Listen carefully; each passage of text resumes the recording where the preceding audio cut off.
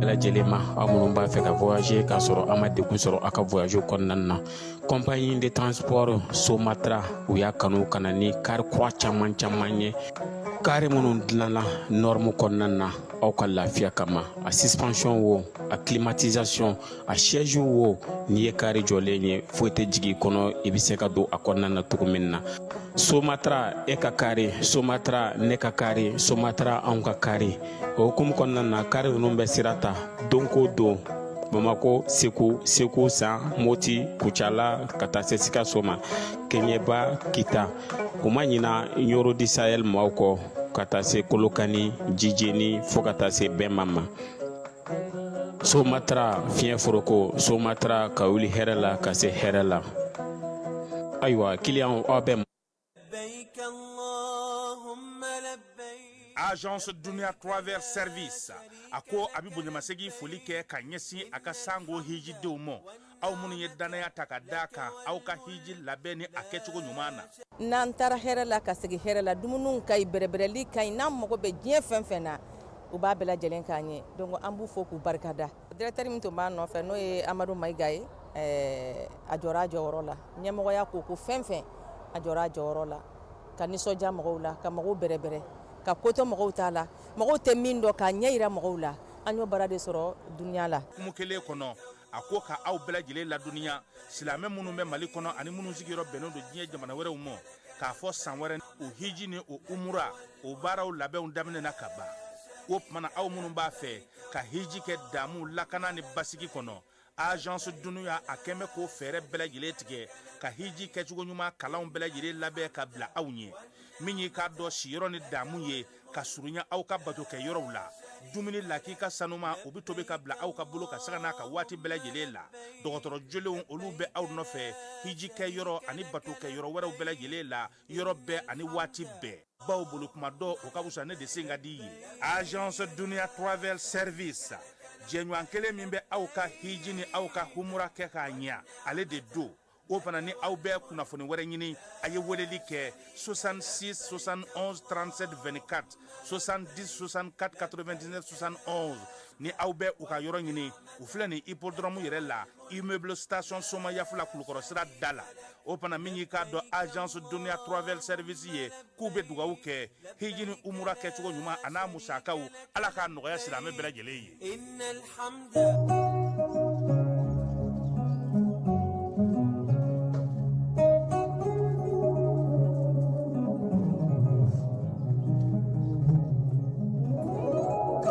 An filɛbaaw ni an lamɛnbaaw aw bɛɛ lajɛlen aw ni su.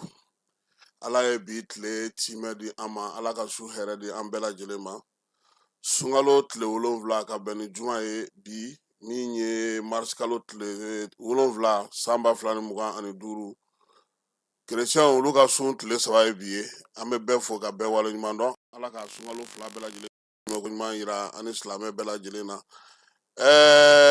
Banki baarakɛla 2 olu de minɛna bi Ecobank baarakɛlaw ani Indien 1 projet min tun bɛ yen ni énergie mɔgɔw ka projet don n'a kun kan ka panneau solaire sigi k'a di Jɛnɛkaw ma CFA wari miliyari 6 n'a kunkanfɛn k'o de tununa. Énergie ale ye maa ninnu wele Indien ninnu k'u ka dantigɛli kɛ ko in na k'a lajɛ a ko bɛ se ka ɲɛdɔn cogo min. Fala y'an ye kibaruyaw sɔrɔ cogo min a bɛ n'a fɔ ko in musaka in ta yɔrɔ janyana dɛ. Sɛgɛsɛgɛliw la ko min ye wari min ye n'o bɛ bila nkɔrɔ kɛ yaasa ka se ka wari d'u ma u ka baara kɛ ko ka t'o ɲini Tanzanie.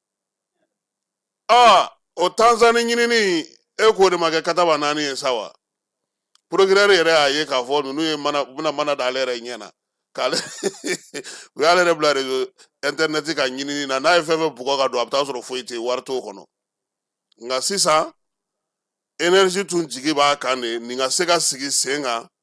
panneau solaire kun ka di k'a daminɛ Jɛnɛna fo Mopti o tun bɛ taji san bɔ ale ma ɲina. Nka o ko komi nin wari min filɛ nin o tɛ ka ye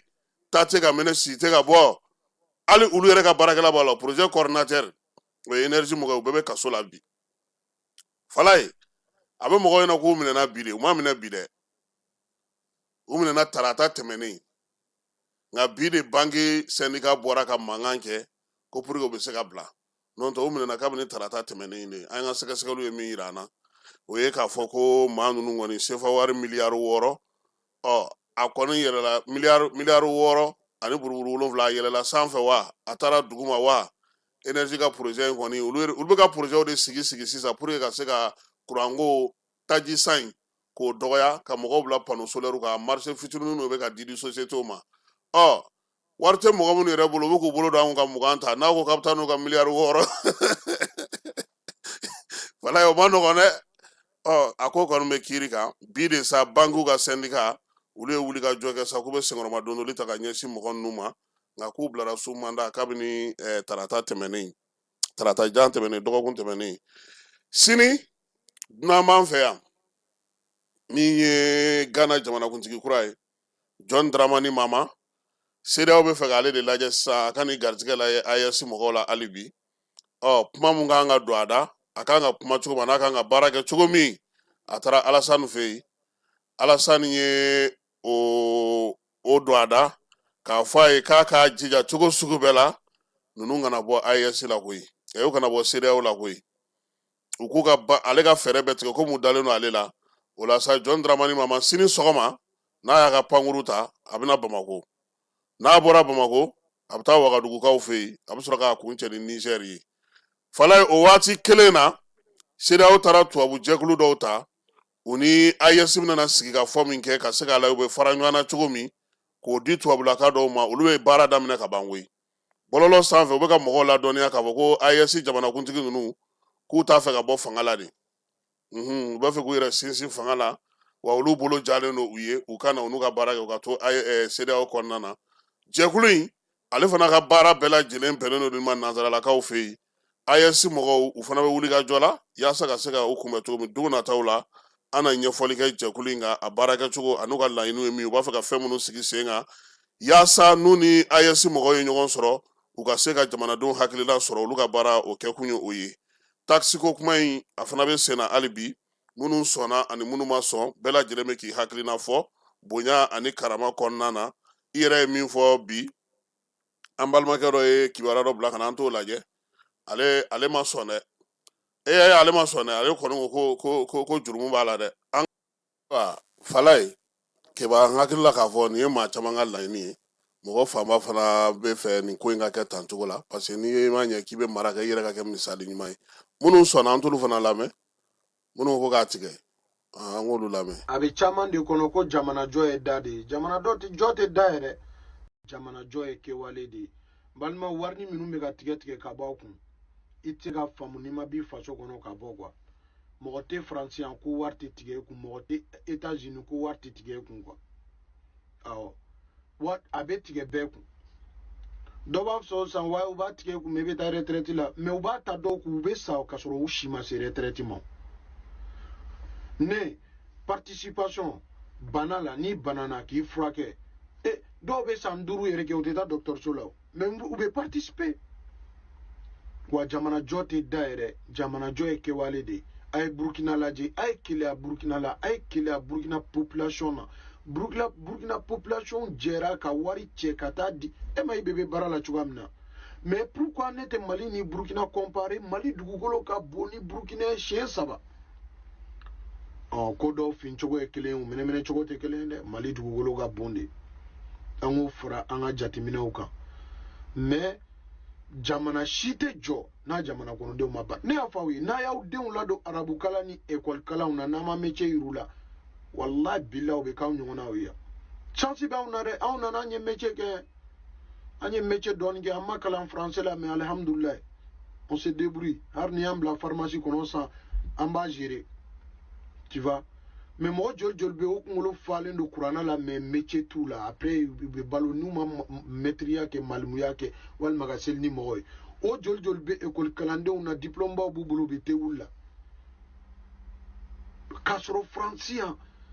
bɛɛ bɛ métier dɔ kɛ kabini i bɛ bɔ collège la u bɛ métier dɔ yir'i la e b'a fɛ ka kɛ maçon na e b'a fɛ ka kɛ terrain dilanna na e b'a fɛ ka kɛ chauffeur na bɛɛ bɛ métier dɔ kalan jamana bɛ jɔ tan de jamana tɛ jɔ n da yɛrɛ n'a fara jamanatigi de k'a ka jamana jɔ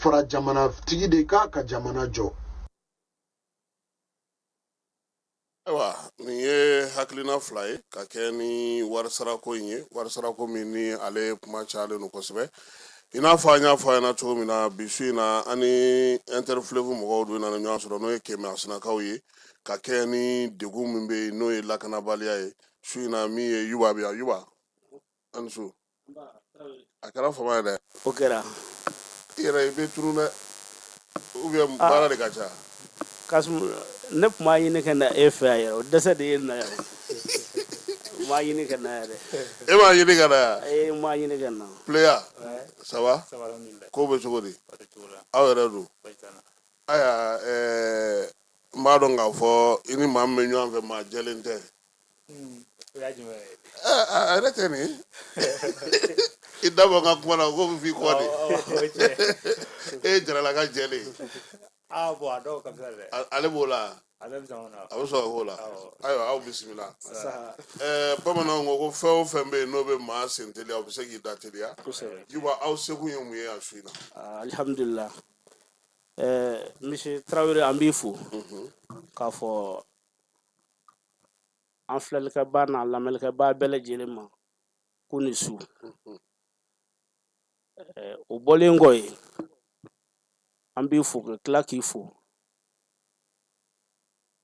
ka tila ka maliyɛn cɛ n'a muso bɛɛ lajɛlen fo ka tila ka tasibila kɛ waati laban ninnu na an ka lakana tigilabaa minnu bɛ na n'o ye surasiw ye k'a ɲini ala fɛ ala k'u hinɛ o kɔfɛ civil minnu bɛ na ala k'u bɛɛ lajɛlen hinɛ ala k'u dayɔrɔ nɛɛma kira n'a so kama sala rasul alhamdulillah an sekun yan o tɛ dɔwɛrɛ ye o ye welewelemadakan ye ani damakasi ka taa fangatigilamaaw yɔrɔ n'o ye an marabaaw ye ala kɛmɛ kɛ jamana ɲɛmɔgɔya kalifa minnu ma bi an sekun yan o y'o ye kɔnɔguwan minnu b'an na an ka sigida la tɛna an da don an na an ka se ka dɔɔni fɔ sigida kunkanko kan o y'an sekun yan su na inshallah ayiwa Pleya an b'a dɔn k'a fɔ aw bɛ sifinw ka jɛkulu la aw fila bɛɛ lajɛlen min ye Interfleuve dugu ye pour que ka se ka Kɛmɛasinakaw u ka degun ka se ka fura ɲini o la Bamakɔ kɔnɔ yan ani dugudenw bɛ se cogo min na ka faamuyali k'a ko la nin waati laban in na jɔrɔnabaw ye jumɛn ye lakanako bɛ cogo di Kɛmɛasina n'a lamara Interfleuve yɛrɛ kɔnɔ kɛrɛnkɛrɛnnenya Saro mara la alhamdulillah a diyara n ye ɲininkali diyara n ye kɛrɛn ka don kuma kɔnɔ n bɛ yɛrɛ fo fɔlɔ ka lamɛnnikɛla ni filɛlikɛla bɛɛ lajɛlen fo min bɛ bi kuma lasurunyana komi yɛrɛ ka kuma ko fɛn min ma siɲɛ tɛ u bɛ dala teliya an kɔni bɛ a dama kasi la n'a fɔ jara y'a fɔ cogo min na parce que salon yɛrɛ an bɔra ni plateau in kan an kun t'a ɲini ka segin yan bilen nka mɛ dilan de b'a to an nana a ma ɲɛ tiɲɛ ka fisa an bɛ se k'a fɔ pour que bɛ sa bi an mo parce que foyi ma bɔ a la ni fɛn min ma fara foyi ma bɔ a la cogo di parce que lakanabaliya bɛ yen nɔ fo ka taa fɔ a dan an kɔni bɛna se ka dɔɔnin fɔ a la de n'an da sera ka se min ma parce que dugu wulilenw bɛ yen u ma segin fɔlɔ dugu bɛ ka attaquer blocus bɛ yen dugu wulilenw ninnu place vide bɛ yen dugu min bɛ n'u bɛ accord kɔnɔ olu b'a danna minnu bɛ blocus kɔnɔ u b'a danna minnu wulilen don olu fana n'a danna o fana b'a danna partie 3 donc an nana o dama kasi la bi kuma kɛrɛnkɛrɛnnenya la donc komi o kuma daminɛ kuma ye fɔlɔ taalen ɲɛfɛ an bɛna tɔ wala i b'a faamu mais an b'a dɔn k'a fɔ aw tun bɛ bɔ yan waati min na Yuba laɲini tun ye ka se ka lakana tigilamaaw ka dɔ fara u ka wulikajɔ n'u ka cɛsiri kan dugudenw kɔni tun b'u sigiyɔrɔ la bi a bɛ cogo di alhamdulillah Kasum o kuma n'o ɲininkali o diyara n ye sabula salon anw bɔra yan de an ka bɔli kunba tun ye jumɛn ye fanga k'an tulomagɛ walasa an ka se samiyɛ kɛ bon ala ka latigɛw la samiyɛ kɔni bɛ se k'an ka yɔrɔw la k'a sababuya kɛ basigibaliya ye bon ni mɔgɔ min y'a ta k'a lajɛ sisan i n'a fɔ Pleya y'a fɔ cogoya min na halisa o basigibaliya ye o bɛ yen sabula dugu caman fo k'a jɛ a bɛ se fo dugu 59 ma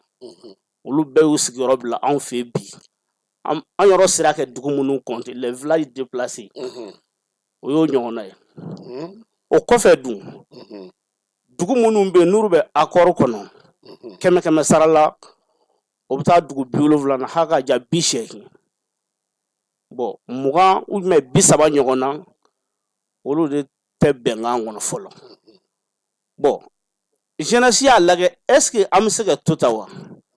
fiyɛlɛ jumɛn bɛ se ka tigɛ walasa samiyɛ nata in samiyɛ 2024 ale ma se kɛ 2025 o bɛna kɛ cogo di donc n'an bɛna damakasi kɛ walasa fangatigilamɔgɔw u bɛ wulikijɔ la mais halisa dɔ ka fara a kan walasa an ka se samiyɛ baara kɛ sabula samiyɛ yanni i ka samiyɛ kɛ foro labɛnw de bɛ yen n'a bɛ fɔ o ma tutigɛw ani nɔgɔcɛw ka taa foro la bon bi anw fɛ yen mɔgɔ yɛrɛ tɛ se ka bɔ i bɔlen dugu yɛrɛ kɔnɔ a dan ye kilomɛtiri 1 ye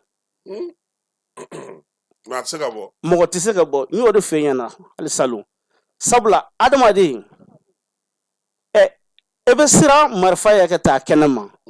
bon ne dun bɛ bɔ dun mun bɛ sɔrɔ yen kɔngɔ de bɛ sɔrɔ yen bon anw bɛ ni fila ni ɲɔgɔn cɛ de e ma i ka bɔ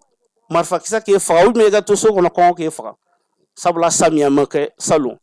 bon ɲinan bɛ se ka to ten wa ayiwa yani an ka don samiya la a ka di n ye Bakari Pleya e ka se ka ɲɛfɔli k'an ye dugu minnu bɛ yen n'olu kɛlen don ka bɛnkan ta i ko ko dɔw bɛ yen olu ma bɛnkan ta dɔw fana bɛ yen olu ni dugu tɔw u kɔni bɛ yen u tɛ bɛnkan kɔnɔ nka u fana lafiyalen tɛ a ko bɛ cogo di effectivement ɲininkali diyara n ye donc yani an ka taa an bɛ ka komi blocus n'i ko blocus dugu min an ka masina minnu tɛ se ka bɔ wa minnu tɛ se ka bɔ quoi ka taa yɔrɔ si n'i y'u ka bɔ fɛn fila n'a y'a sɔrɔ lakanabagaw bɛ yen u b'u escorter ka taa sugu la ou bien donsow bɛ fara ɲɔgɔn kan ka renfort former ka t'u bila olu ka dugu bɛ caya wala dugu camanba de bɛ bakɔ ten o cogo la k'a fɔ de k'a fɔ yɔrɔ min ja se ka taa wuli n yɛrɛ ma ka bɔ ko ayi non o to yen Kɔgiri o misali tɛmɛ yɛrɛ min ye Berta le 12 février Berta an bɔr'o kalama yɛrɛ bɔr'o kalama donc en même pas 10 jɛgɛmɔrɔ a ye n galon da le 12 février k'u taa même pas 2 kilos u yɛrɛ nisɔndiyalen don faama bɛ siɲɛ donc an bɛ se ka taa an ka baara kɛ ya foyi jɛgɛmɔba de tun bɛ yen jɛgɛmɔba tun bɛ yen mɔgɔ 16 de sara la Berta yɔrɔ yɛrɛ ko y'a kuma mɛn donc yɔrɔ o kɔni o ye blocus dan ye 10 kilos i tɛ se ka bɔ ka taa dugu kɔfɛ hali sɔrɔ faamaw ta min bɛ patrouille dɔrɔn fo donso ni sɔrɔdasiw de ka fara aw kan ka se ka taa dɔgɔ jɔ ka tila k'aw lasegin voilà i bɛ taa yɔrɔ yɔrɔ o dugu dɔw bɛ yen o dugu caman de bɛ ba kɔfɛ yen dugu filanan ye minnu bɛ yen n'olu bɛ bɛnkan kɔnɔ ye olu ta bɛ cogo di minnu bɛ bɛnkan kɔnɔ bon olu ta bɛ cogo min na sisan e dugu min bɛ bɛnkan ta e tɛ don yen ayi e tɛ taa yen dɛ e tɛ taa yen dɛ minnu ye bɛnkan ta aw dɔrɔn de bɛ baara kɛ ɲɔgɔn fɛ sisan n bɛ hakɛ to nin yɔrɔ in na n bɛ hakɛ to nin ka bɛnkan taw fɛ an nan tɛ critique la an nan bɛ degun ɲɛfɔli la an bɛɛ ye kelen ye parce que degun fɛn dɔ y'a dɔw don bɛnkan na f'an k'o fana ɲɛfɔ parce que dugu dɔw bɛ bɛnkan ta don min na n'u tun b'a ta ko dugu tun bɛ sa ka ban par exemple 40 personnes e ka mɔgɔ 40 minɛ k'o ta o taji la ko e ka bɛnkan ta i bɛ sɔn ka bɛnkan ta tuma dɔ la a bɛ sɔn gɛlɛya dɛ bon dugu dɔw ye bɛnkan ta o cogoya la donc sisan terroristes fana kan ka différence kɛ u n'anw cɛ donc ne min bɛ accord kɔnɔ sisan e tɛ taa accord taba dugu la dɛ donc minnu fana bɛ accord ta olu fana tɛ taa dɔnniw fɛ yen olu yɛrɛ de b'o k'o kɔlɔsi wa mais u bɛ fan bɛɛ fɛ u bɛ kungo kɔnɔ fan bɛɛ fɛ hali ne k'i dogo ka taa ko an ye balima ye n bɛ taa foli bila n balima na u b'i kunbɛn o ma sangafo ni sangafo n ko kɔni tɛ diɲɛ ko bɛɛ de ko koyi n ko wa maa si t'a bɔ maa ye ayi n y'o f'i ɲɛna ka déplacer même o ma sigida denmisɛnninw ka fɛɛrɛ sigiw ni fɛnw ninnu don o ye donsow ye n bɛ k'olu fɛ donso ninnu bɛ fɛ ka n'i bɛ fɛ ka taa yɔrɔ o yɔrɔ sisan donso bɛ se k'i escorter ou bien n'a sɔrɔ lakanabagaw bɛ mara min na o dɔw bɛ se ka na aw escorter ka taa n'a ye aw mago ɲɛ yɔrɔw la o ma minnu tɛ bɛnkan na olu ta bɛ cogo di minnu tɛ bɛnkan na olu de b'o cogo la minnu tɛ bɛnkan na olu de b'o cogo la minnu bɛ bɛnkan na dun olu kɔni bɛ se ka taa circuler yɔrɔ yɔrɔ ye bɛnkan dugu ye e bɛ se ka circuler o bɛɛ la mais i tɛ taa yɔrɔ la bɛnkan tɛ dugu min na e tɛ taa yen dɛ terroristes b'e balo la donc u y'an ko jama sɔrɔ cogo di Bakari k'o bɛɛ la kɔlɔsi mais u ka ca o u ka baara de don jamana ɲɛmɔgɔw parce que e b'a sɔrɔ yɔrɔ c'est un peu vaste centre a ka bon donc o ye yɔrɔ dominer déjà ne bɛ se k'a fɔ parce que f'an ka bɛɛ ɲɛfɔ de o ye yɔrɔ dominer an bɛ se k'a fɔ ten parce que a bɛ n'a fɔ sisan ni fɛn dun ka taa foroko ye quoi ne y'a jateminɛ cɛ bɔra k'a fɔ sisan dugu bi tourne kɔnɔntɔn o de déplacé len depuis 2023 jusqu'à nos jours a kelen ma segin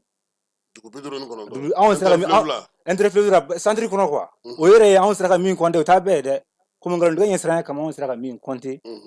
anw danna ye maaw kuma ka dege dɔ la dayɔrɔ la mais a ka ca an yɛrɛ b'o dɔn mais an bɛ dabi minnu y'u sigiyɔrɔ bila n'u ma segin ka na depuis 2023 fo bi u ma na a kelen bɛ segin fo ni accord ta ka na wa fɛn fɛn bɛ accord kɔnɔ jamana ka foyi tɛ yen o ye bɛnkan terroriste de b'o ko ɲɛnabɔ o koro ɲɛnabɔ a ka fɛn bɛɛ a tɛ sɔn yɛrɛ jamana ka foyi école mɔgɔ tɛ don yen a ye jamana ka foyi k'a fɔ école bɛ kɛ fonction publique jamana ka fɛn dɔ école ni fɛn ninnu si tɛ dɔgɔtɔrɔso préfet ka kuma tɛ taa foyi ayi jamais dugutigiw dun a bɛɛ minnu bɛ drapeau don kan na ayiwa fɛn de n bɛ ka f'i ɲɛna c'est pas u tɛ se k'o don de ayiwa bon i bɛ se hali n'a sɔrɔ a bɛ se ka n'o tɛ waati min i b'a dɔn ka jumɛn yɛrɛ kɛ fɔlɔ i b'a dɔn ka jumɛn de kɛ e t'i yɛrɛ sagora drapeau min don ni ko dɔ de bɛ yen e dun tɛ taa ko kɛ o kɛnɛ dun tɛna sigi e bɛ drapeau nɔ cogo di dɛmɛ tɛ taa da aw ma ye ministre tɛ se ka taa préfet tɛ taa sous-préfet mais nin bɛɛ bɛ se ka kɛ cogo di fo ka se nin wagati bɛɛ la Yuba bɔ ma k'a kalama an ma wele bila gouvernement mɔgɔw ma min ye sɔrɔdasi minnu bɛ yen u ka se ka na kuma dɔ la ka na zole da ka dɛmɛ kɛ n y'o de fɔ toujours sabula adamaden bɛɛ bɛ baara kɛ i da ye se de la gouverneur anw tɛ se k'ale mara non anw t'a kɛ baara fɔ a ye a kɛ kan ka jumɛn de kɛ gouverneur kɛ kan k'o dɔn n taara nin région in na n ka maradenw mun degun b'olu kan gouverneur b'o dɔn bon ke kun gouverneur ye dɔ de bɛ yen n'o ye préfet ani sous préfet fo ka fara maire kan bon tɔɔrɔ in bɛ yɔrɔ min na bi bamananw ko ten kɔnɔdimi tɛw ɲɛdimi de don bɛɛ lajɛlen b'a kalama bon ni degun bɛ kɛ sigida denw kan e ka kan ka mun kɛ a bɛ komi n'a fɔ misaliyara urgence ne taara dɔgɔtɔrɔsoba fɛn o fɛn na urgence bɛ yen urgence kɔrɔ ye jumɛn ye banabaatɔw tɔw bɛ yen mais e ta ye ko gɛlɛn ye an ka occuper nin na fɔlɔ bon anw da in b'o dangan de la bon est ce que ni urgence nana banabaatɔ gɛlɛn a b'a fɔ dɔgɔtɔrɔ ye ko nin yɔrɔ in bɛ na wa dɔgɔtɔrɔ b'o dɔn a bɛ banabaatɔ tɔw to yen k'e ma don urgence tigi de la fɔlɔ sabula ale ta ka gɛlɛn ale ta ye n'an bɛ kɔn nin ma sisan ale bɛ taa et pourtant degun bɛ tɔw kan mais a bɛ tɔw to yen donc maintenant anw ta in m'o niveau de la aw ye urgent ye ah oui kasuma urgent sabula ni ɲinɛ kɛra aw kɔ dɔrɔn ni bɛ bɔ an fɛ yen i ka bɔ a kalama i kana ni bɛ bɔ yen donc gouverneur a b'a kalama alors préfet u b'a kalama bɛɛ u ka kan ka baara min kɛ o b'olu de bolo n y'o de fɔ anw tɛn'u kɛ baara f'u ye sabula merci jamana baara ye bɛɛ ne danyɔrɔ ye ala anw yɔrɔw bɛɛ yan mun don damakasi de don an bɛ se ka jumɛn fɔ fanga ye u bɛ se k'an dɛmɛ u ka bɔ a kalama u ka bɔ a kalama n'o tɛ anw t'u ka baara f'u ɲɛna olu b'u ka baara dɔn sagaw kan voilà n bɛ se k'i jaabi o yɔrɔ la quoi mais Bakari e tun ye kuma da yɔrɔ min na o ye i ko ko minnu bɛ bɛnkan na olu bɛ se ka munumunu yɛrɛ dama ni ɲɔgɔn cɛ minnu tɛ bɛnkan na ani minnu bɛ blocus la ninnu bɛɛ bɛ balo cogo di sisan parce que a bɛ n'a fɔ a bɛɛ ye gɛrɛntɛ kelen ye o e bɛ bɛnkan na i kɔlɔsilen blocus i gɛrɛntɛlen don mun fana bɛ yen ko o bɛ bɛnkan na o fana gɛrɛntɛlen parce que a tɛ se k'a sago bɛɛ kɛ nin bɛɛ bɛ balo cogo di yɔrɔ accord dugu yɔrɔ toujours n bɛ hakɛto ɲini kɛ yɔrɔ an de y'a critique la ni yiri an bɛ yan ne k'an ka degun ɲɛfɔ accord dugu bɛ se ka sɛnɛ kɛ comme il faut ni accord b'u n'u cɛ a bɛ se ka sɛnɛ kɛ n'a suma sɔrɔla dun n'a suma sɔrɔla bon e sera ka taa ka sɛnɛ a tɛ se ka fɛn mais a bɛ se ka u tɛ dɔ minɛ de a bɛ dɔ minɛ kɛ o bɛ taa dugu wɛrɛ Mali la o k'a fɔ accord dugu bɛ dɔ de terrorisme ma n'a sɔrɔ k'u b'o di jamana ma a kun tɛ se taa n'an ka tigɛ an kunna sa yɛrɛ a bɛ se o olu ta ye marifa ye n'u bɛ min di komi an bɛ a bɛɛ fɔlen ka ban n'u bɛ min di ninnu ma n'a sɔrɔ k'o kun bɛ di jamana yɛrɛ ma c'est pas la peine mɔgɔ kun tɛ minɛ ayi a ka ca o dugu dɔw wɛrɛ kɛmɛ joli wɛrɛ bi wolonwula ou bien ainsi de suite quoi n bɛ se k'o fɔ par exemple quoi malo ni a kɛra malo ye a kɛra ɲɔ ye segama ko tɛ marifa bɛ tɔn kɔ i b'a di de i ma ɲininka o marifa bɛ tɔn kɔfɛ i b'a di de jagoya an tɛ jigin o la parce que marifatigi ka jɛ tɛ jɛ nɔgɔ a ma nɔgɔn dɛ a ma nɔgɔn dɛ a kuma man ca a ko ma nɔgɔn dɛ mais nin bɛɛ la mɔgɔw bɛ balo cogo di bon sisan n'an bɔra yen minnu bɛ blocus la yɔrɔ n tɛ la ka fɛn na n ko pour que ko mɔgɔ ɲɛna dɔrɔn fo ka escorter de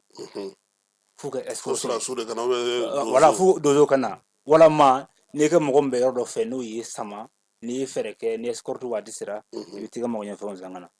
n tɛ an bɛ ka dugu fɛn o fɛn ye Bulukisi la a dugu kelen de k'a fɔ min ye sɛnɛ kɛ 100% a bɛ sɛnɛ kɛ foroba position de la n'a fɔ sisan dozo bɛ fara ɲɔgɔn kan a bɛ taa yɔrɔ dɔ lajɛ sisan dozo bɛ garde kɛ a bɛ sɛnɛ kɛ a bɛ sɛnɛ kɛ maa si tɛ mais o tɛ k'a fɔ ko e kelen ka foro n bɛ taa n kelen ka foro la i tɛ se k'o kɛ a kɛ k'a filɛ kɛ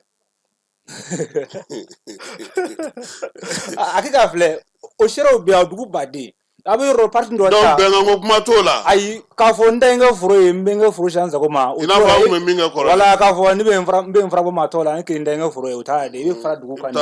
yɔrɔ dɔ bɛ yira i bɛ taa kɔ kɔfɛ ou bien i bɛ taa ba kɔfɛ ou bien n bɛ taa soforoni na n bɛ taa kungojan na o t'a ye ayi musow ka nakɔ dun ayi nakɔ kɔni caman bɛ yen i b'a sɔrɔ u bɛ dugu so kɔnɔna na i b'a sɔrɔ caman bɛ yen u tɛ yara u tɛ se musow ma u tɛ s'olu ma fo n'a y'u bugɔ u kɔni bɛ to k'u bugɔ awɔ ka musow bugɔ fo ka ɲɛ an b'a bɛɛ fɔ de an nana a kama de Bakari muso ye mun k'u la n'u b'u bugɔ parce que olu fagali man d'u ye u b'u bugɔ de gɛlɛya olu kama n ko gɛlɛya an bi yan an tɛ se k'a bɛɛ fɔ k'a ban n'an da sera ka se min ma o ma denmisɛnnin minnu tɛ taa ekɔli la u bɛ mun k'olu la denmisɛnnin minnu tɛ taa ekɔli la sisan ekɔli yɛrɛ kalan tɛ yen an b'o fɔ a nɛ mun kalan tɛ yen kalan kɔni tɛ kɛ nin na ninnu tɛ tubabu kalan fɛ olu t'o fɛ o voilà donc sisan n'i ye mɔgɔ min ni se bɛ ɲɛ n'i sera kɛ mɔgɔ na duguba kɔnɔ a kana kalan kɛ duguba kɔnɔ mɔgɔ dɔ fɛ n'o se tɛ ɲɛ i ka den bɛ ja ka kalan kɔ a banni voilà samiya donda la e yɛrɛ bolo fɛɛrɛ jumɛn bɛ se ka tigɛ ɲɛmaaw fɛ aw ka laɲini komi aw nana damakasi la mun bɛ se ka kɛ aw yɛrɛ bɛ mun yɛrɛ laɲini gouvernement yɛrɛ fɛ voilà Kasimu an bɛ mun laɲini fɔlɔ i bɛ ka ɲininkali kɛ yala mɔgɔw bɛ ka balo cogo di n ye ɲininkali kɛ pileya la o pileya ko ko gosili ni fɛn de bɛ ko an tɛ se ka taa an ka foro la an kelen sisan adamadenw balo cogo bon o bɛɛ tɛ se ka fɔ yan mun na sabula o fana bɛ réseau lamɛn o ye mun ye an b'o dɔn voilà o ye mun ye halisa u bɛ ka nin lamɛn sisan misaliyara dɔw bɛ se k'u dɛn ka bɔ ka taa u kɛrɛfɛ dugu dɔw la sufɛ ka taa sanni kɛ o ye musolakaw ye muso bɛ se ka taa malo banna bi ka taa nafɛn san dugu dɔw la n'a y'a b'o la de k'a fɔ de n bɛ taa nin sugu in jɔ ka nin fɛn in kɛ o de tɛ yen a banna bon damakasi ye jumɛn ye walasa an ka se ka samiya kɛ ni lakana tigilabaw an b'an hakilila de f'u ye n'u sɔnna ma alihamudulilayi ka d'an ye an kɛ dozolaka minnu bɛ yen sabula dozo yɛrɛ bɛ ka marifa ta dɛsɛ de kan ni ko in banna bi a ka di olu ye nin bɛɛ lajɛlen tɛ k'a ta ka d'u kan an b'an yɛrɛ ɲini de sisan anw ka sira dɔw bɛ yen n'a fɔ ka bɔ masina sira yɛrɛ o tigɛlen don n'u sera k'o labɔ sisan an ka se ka lamaga kɛ an ka se ka sugutaw kɛ ka se ka taa balo san o ka d'an ye bon samiya kɛli fiyɛla ye jumɛn ye anw bolo n'u n'an ka lakana tigilaba minnu bɛ n'o dozow ye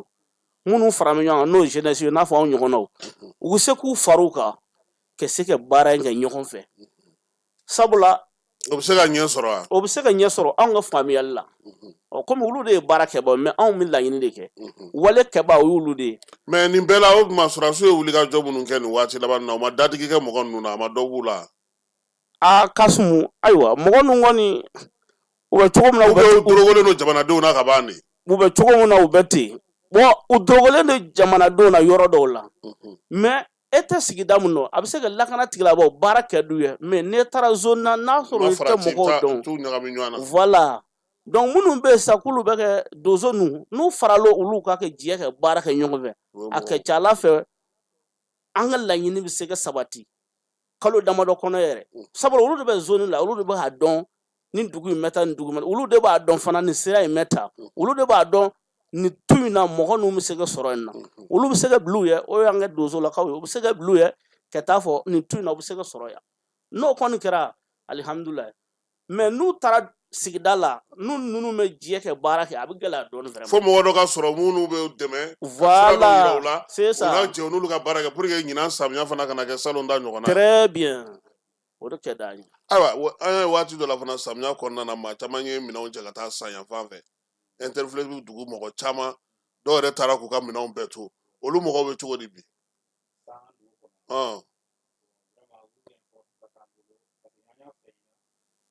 centre kɔnɔ an y'a fɔ toujours an bɛ kuma ka danga donna hakɛ an bɛ kuma sandiri kɔnɔ kan n'a fɔ sisan ka taa masinɛ ba la ka taa bila sanbara ni jɛnɛ an ka dɔn ta an bɛ kuma o kan et puis précisément min fɔ k'o jabaji ye dugu 59 min wulila ko fɔ fɛn wulila ka bɔ a sigiyɔrɔ la fo n'i nana accord de ta n tɛ se ka sigi k'a fɔ basiki dɔ de nana k'o sigira ko dɔ nana sigi o tɛ yen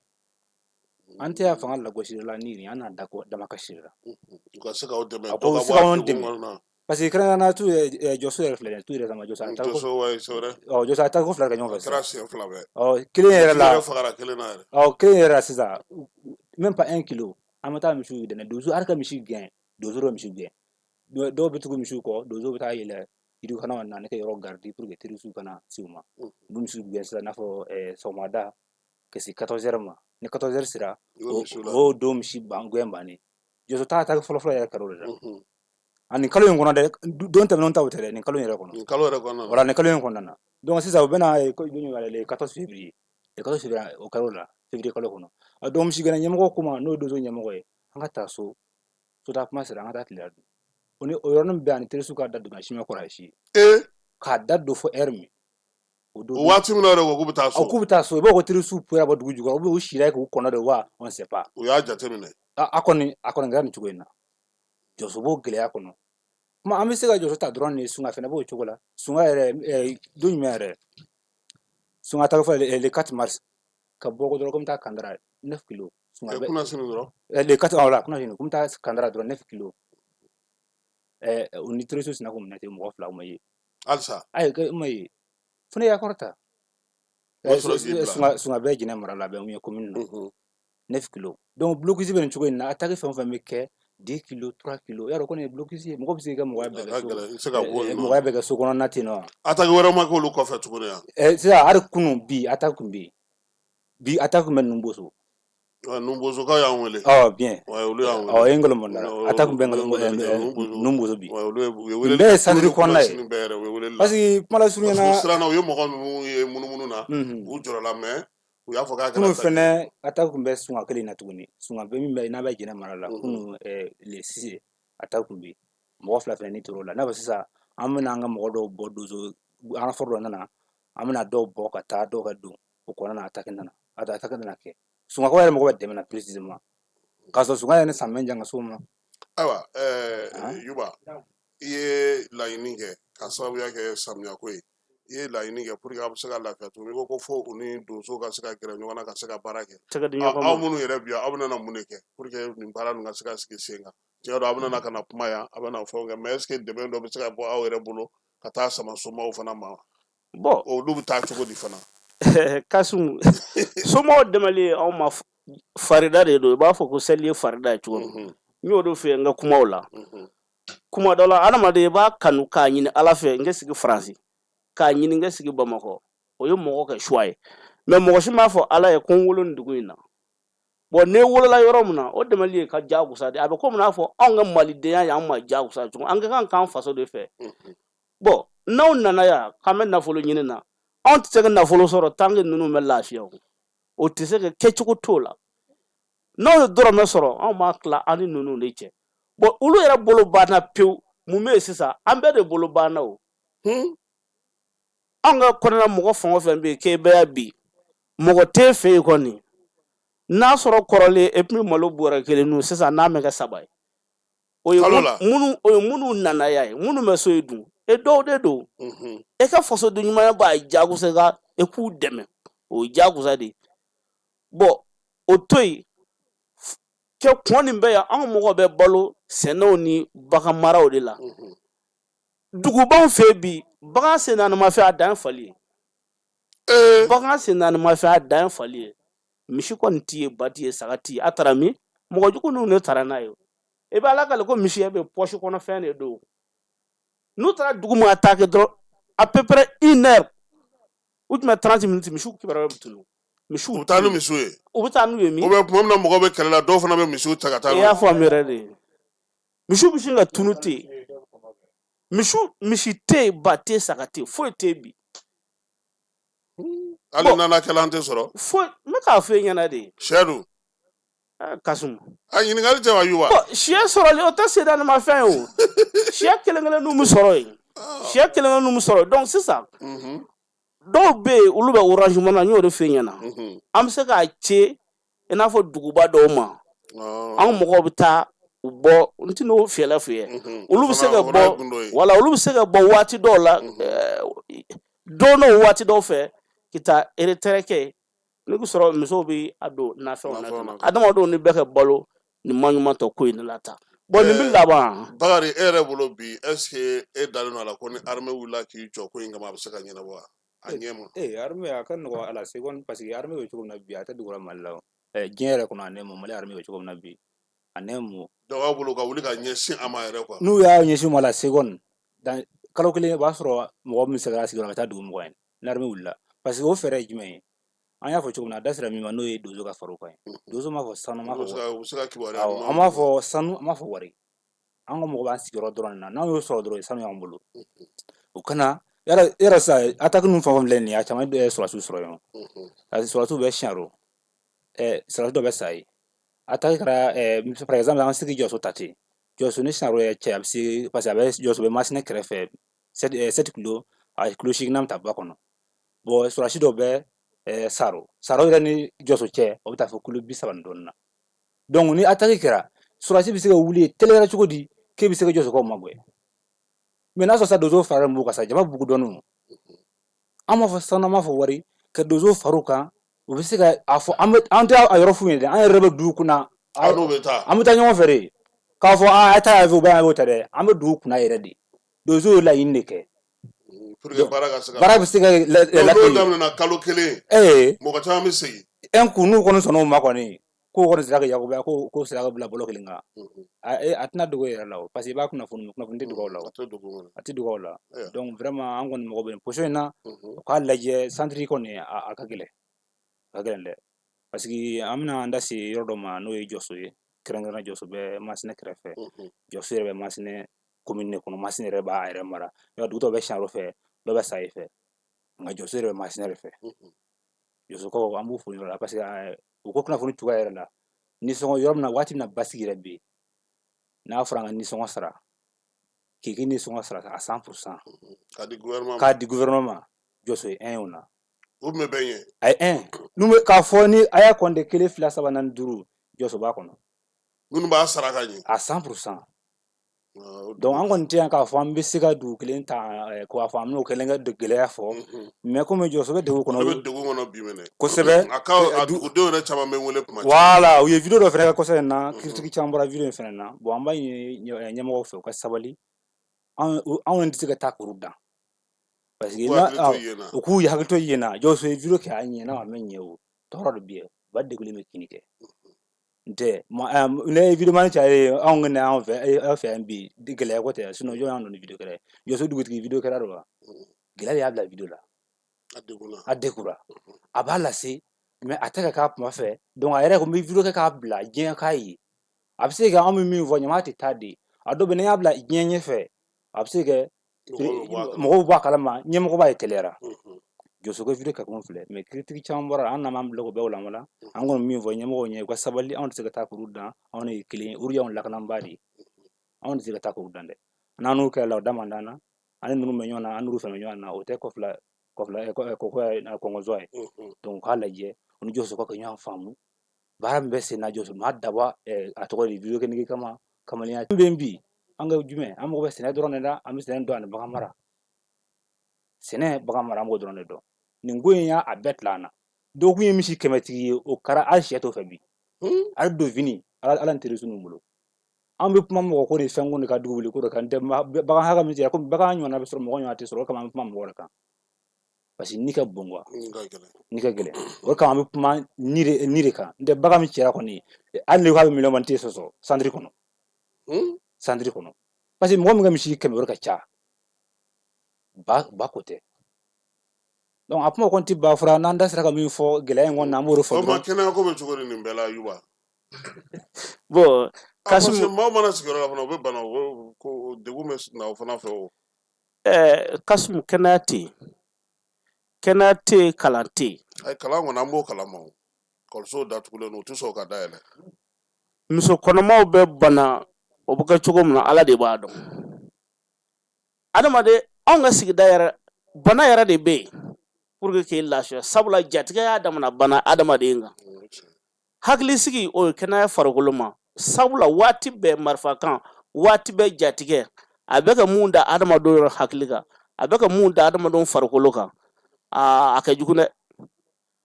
foyi foyi tɛ bi k'a fɔ i bɛ se k'i tɛgɛ si mun ma anw fɛ bi k'i b'a fɔ o ma ko alihamudulilayi